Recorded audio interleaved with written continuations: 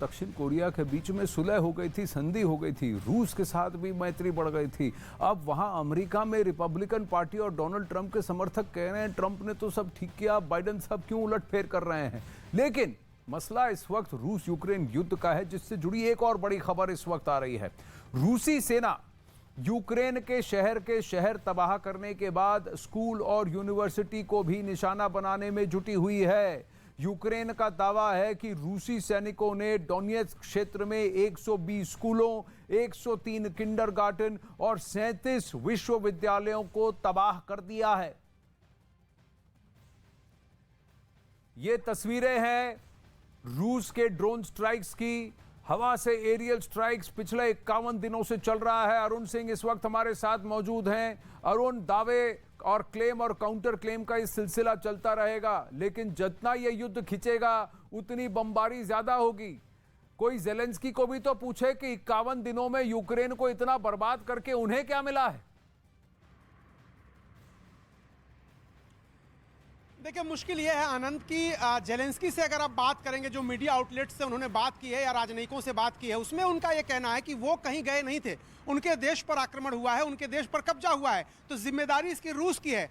एक संप्रभु राष्ट्र को ये आज़ादी होनी चाहिए कि वो अपने हित अहित देख करके देशों के साथ संबंध अपने तय करे। अगर यूक्रेन को लगता है कि नेटो में जाना चाहिए तो वो जा सकता है, ये जेलेंस्की का दावा है। जबकि वो कहते हैं, रूस के लोग कहते हैं कि आपसे तो बात हुई थी कि आप नेटो का प्रसार नहीं होने देंगे हमारे दहलीज तक।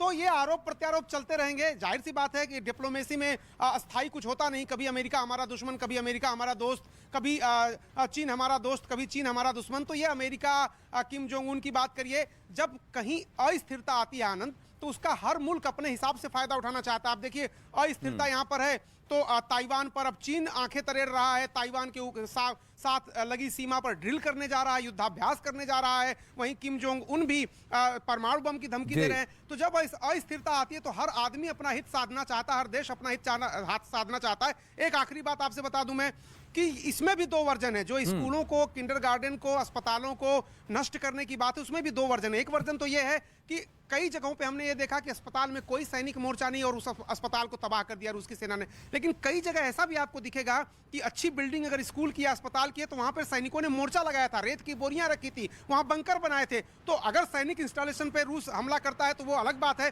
लेकिन कई जगह ऐसी दिखी, किंडरगार्टन जहां पर कोई सैनिक इंस्टॉलेशन नहीं था वहां पर भी पूरा तबाह। कल ही मैं गया था, अभी मैंने देखा कि ब्रावरी एक इलाका है, वहां देखा कि किंडरगार्टन और स्कूल तबाह हो गए, वहां पर कोई सैनिक मोर्चा नहीं था। तो दोनों तरह के मत हैं, दोनों तरह की तस्वीरें हैं। अब इसी में फैसला करना मुश्किल होता है कि कौन सही कौन गलत। जी, अगर 4 स्कूल हैं एक साथ लगे हुए हैं, उसमें से 2 स्कूल में सैन्य बल लगे हैं, 2 स्कूल खाली हैं, बम गिरेंगे तो चारों पर गिरेंगे। अब आप दोष किस पर मढ़िएगा। एक देश आक्रांता है, दूसरा देश कहता है कि मैं अपने आप को डिफेंड करने के लिए पश्चिमी ताकतों से मदद चाहता हूं, और कहते हैं कि देखिए इस परिप्रेक्ष्य में इसको समझिए कि अगर आप ऐसा करते हैं तो पश्चिमी ताकतें सीधा रूस के द्वार पर आकर खड़ी हो जाएंगी। तो इसके भी कई सारे मत हैं। अरुण, बने रहिए मेरे साथ। यूक्रेन की तरफ से अब यह दावा किया गया है कि उनकी बख्तरबंद सेना ने रूस के एक टैंक को नेस्तो नाबूद कर दिया है। रूसी टैंक पर यूक्रेन सैनिक के हमले का वीडियो भी अब सामने आया है, जिसमें यूक्रेनी सैनिक रूसी टैंक पर ताबड़तोड़ फायरिंग कर रहे हैं, जिससे कुछ ही देर में रूसी टैंक आग के गोले में तब्दील होता हुआ दिखाई दे रहा है। ये ताबड़तोड़ फायरिंग के वीडियोस और वहां वो टैंक उड़ा। अरुण इस वक्त हमारे साथ हैं। तो यूक्रेनी सेनाओं को भी कोई कहीं ना कहीं कामयाबी मिल रही है और ये युद्ध में होगा। रूस भी इसको कैलकुलेट कर कुछ कोलैटरल डैमेज तो अपने साथ लेकर चलेगा।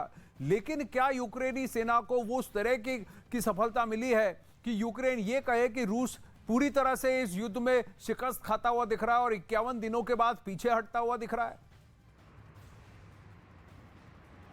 नहीं आनंद, ऐसा कतई नहीं है। हालांकि यूक्रेन की कुछ एक आध जगहों पर सफलता मिली है। जैसे आप काला सागर में जो रूस का युद्धपोत था, बहुत ही मारक युद्धपोत था और वो लगातार हमले कर रहा था, उसको यूक्रेन ये कह रहा है कि 2 मिसाइलों से हमने तबाह कर दिया। यहाँ का एक प्रांत है ओदेसा, वहाँ के गवर्नर ने दावा किया कि हमने अपने मिसाइल से तबाह कर दिया, जबकि रूस कह रहा है कि किन परिस्थितियों में उसमें आग लगी हम उसकी जांच कर रहे हैं।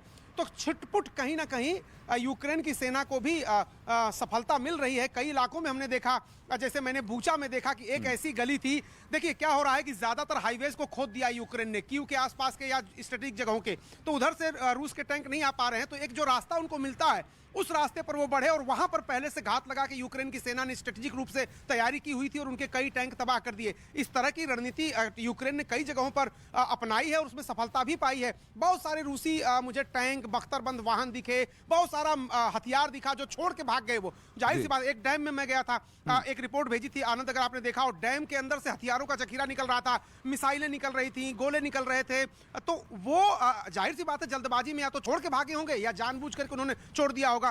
तो कई ऐसी जगहें मुझे दिखी हैं जहां पर रूस के सैनिकों को मुंह की खानी पड़ी गए। लेकिन अगर मोटा मोटी आप बात करिए तो यूक्रेन की सेना रूस को उतनी चुनौती नहीं दे पा रही है, या रूस की सेना बहुत मजबूत है और जहां वो चाहती है उन इलाकों पर उसका नियंत्रण अभी भी है, जहां से वो चाहते थे वहीं से गए हैं। यूक्रेन की सेना के बहुत रिटेलिएशन की वजह से गए हो पीछे, ऐसा कुछ नहीं है।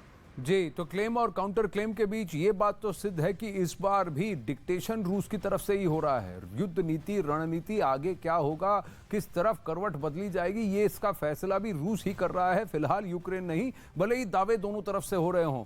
अरुण सिंह, बहुत बहुत धन्यवाद आपके लाइव रिपोर्टाज के लिए और आपके लाइव रिपोर्ट के लिए। अखाड़ा में एक और खबर आपके साथ शेयर करेंगे कि यूक्रेन के खिलाफ महायुद्ध में पुतिन ने अपनी रणनीति में एक बहुत बड़ा चेंज किया है, एक बदलाव किया है। यूक्रेन से जो सैटेलाइट तस्वीरें सामने आई हैं उसके जरिए यह दावा किया जा रहा है कि अब यूक्रेन के डोनबास में कुछ बड़ा होने वाला है। पुतिन डोनबास को यूक्रेन से हमेशा हमेशा के लिए अलग करने का प्लान कर चुके हैं। पुतिन इस प्लानिंग को कैसे अंजाम देने वाले हैं वो आपको दिखाते हैं।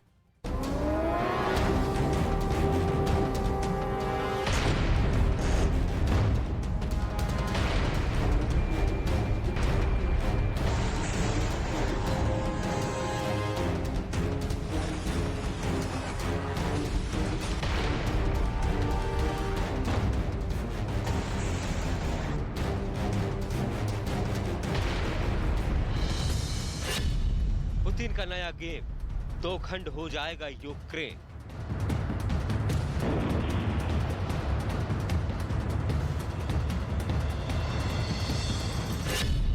जब तक तोड़ेंगे नहीं तब तक छोड़ेंगे नहीं।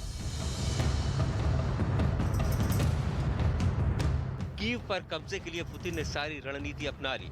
यूक्रेन के खिलाफ सारे हथियार आजमा लिए, लेकिन ना तो कीव पर कब्जा हो पाया और ना ही रूस की सेना कीव के अंदर दाखिल हो पाई।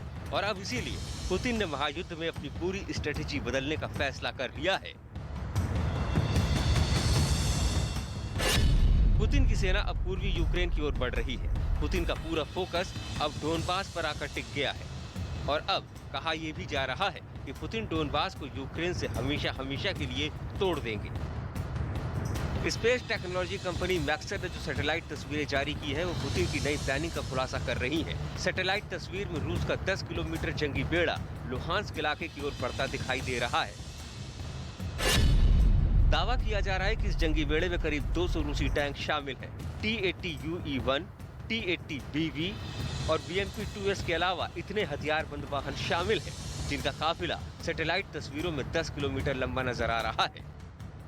За 50 днів повномасштабного вторгнення Російської Федерації вони показали, що саме Донбас для Росії – це головна мішень. Саме Донбас Росія хоче знищити в першу чергу. Саме Луганську і Донецьку області. Російські війська руйнують так, ніби хочуть, щоб від них залишилося тільки каміння. І щоб там не залишилося людей взагалі.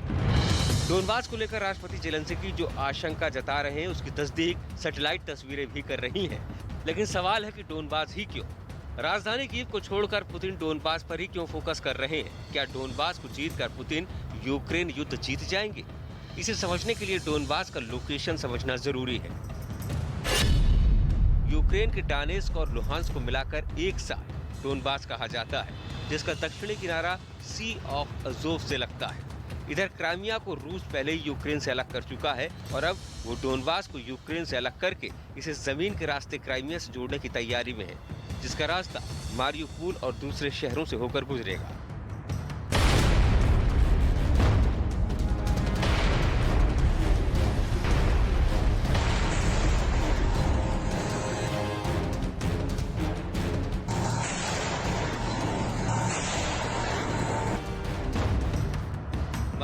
और जबरदस्त हमले के जरिए पुतिन की सेना पहले ही कब्जा कर चुकी है और अब पुतिन का अगला टारगेट डोनबास है। कहा जा रहा है कि अगर पुतिन ने डोनबास को यूक्रेन से अलग करके उसे क्राइमिया से जोड़ दिया तो यूक्रेन की स्थिति बिना हाथ पांव वाले देश जैसी हो जाएगी, क्योंकि समंदर से लगने वाले उस 80% इलाके पर रूस का कब्जा हो जाएगा।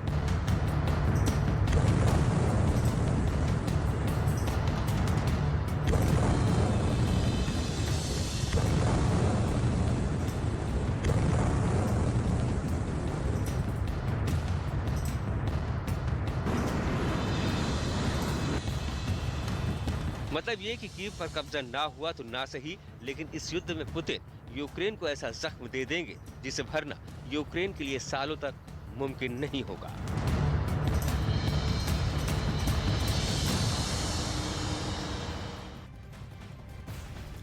अब रूस और यूक्रेन में जारी युद्ध में परमाणु हमले की आशंका से दुनिया में खौफ पस रहा है, क्योंकि रूस के पास इतने खतरनाक परमाणु हथियार हैं जिससे वो दुनिया के किसी भी शहर को 1 मिनट से भी कम समय में टारगेट कर सकता है। अगर रूस अपना मीडियम पावर यानी 100 किलोटन ताकत वाला परमाणु बम यूक्रेन की राजधानी कीव पर गिरा दे तो आग के चलते 1 किलोमीटर तक सब कुछ जलकर खाक हो जाएगा। एयर ब्लास्ट 1 के बाद 3.5 किलोमीटर तक झटके महसूस होंगे। 10 किलोमीटर तक रेडिएशन फैल जाएगा जो न सिर्फ जानलेवा होगा बल्कि पीढ़ियों को बीमार करेगा। 5 लाख से ज्यादा लोग मारे जाएंगे। एयर ब्लास्ट 2 में 14 किलोमीटर तक इमारतें ध्वस्त हो जाएंगी। 48 किलोमीटर तक थर्मल रेडिएशन का असर होगा। 15 से 27 लाख लोग रेडिएशन की चपेट में आएंगे। एयर ब्लास्ट 3 के बाद 94 किलोमीटर तक खिड़कियों के शीशे टूट सकते हैं। 100 किलोमीटर के दायरे तक तबाही मचेगी। देखिए, जो 1945 में जो एटम बॉम्ब गिराए थे हिरोशिमा और नागासाकी में, वो 20 kT थे। आजकल तो मेगाटन्स में एक बॉम्ब मेगाटन्स में होता है, जिसकी शक्ति उसके 1000 गुना ज़्यादा है। और इस प्रकार के अगर बॉम्ब्स पूरी दुनिया में अगर फैलने लगे और चलाने लगे तो रेडिएशन से ही पूरी दुनिया समाप्त हो जाएगी। अगर पुतिन परमाणु युद्ध का आदेश देते हैं तो रूस की सेना जमीन से भी यूक्रेन में भारी तबाही मचा सकती है। रेडिएशन लाखों लोगों की मौत की वजह बनेगा। रेडिएशन के चलते लोगों में उल्टी, मितली, ब्लीडिंग, दस्त या इससे भी ज्यादा घातक लक्षण दिखेंगे। करीब 48 किलोमीटर तक के इलाके में लोगों को 3rd डिग्री बर्न होने की आशंका होगी। विस्फोट के 200 किलोमीटर की दूरी तक खिड़कियां टूट जाएंगी। कई लोगों के सदमे के चलते मरने का खतरा होगा। पुतिन ने अपने देश में 15 मिसाइल बेस तैयार कर रखे हैं और हर बेस पर परमाणु हथियारों से लैस मिसाइलें तैनात हैं। पुतिन ने ये बेस यूरोप के नजदीक बनाए हुए हैं ताकि यूरोप के किसी भी नाटो देश पर अगर रूस हमला करता है तो इन्हीं मिलिट्री बेस का इस्तेमाल करेगा। यूरोप से आने वाली कई रिपोर्ट्स में यह भी दावा किया जा रहा है कि पुतिन यूक्रेन को डराने के लिए यूक्रेन के अंदर किसी ऐसी जगह पर परमाणु हमला कर सकते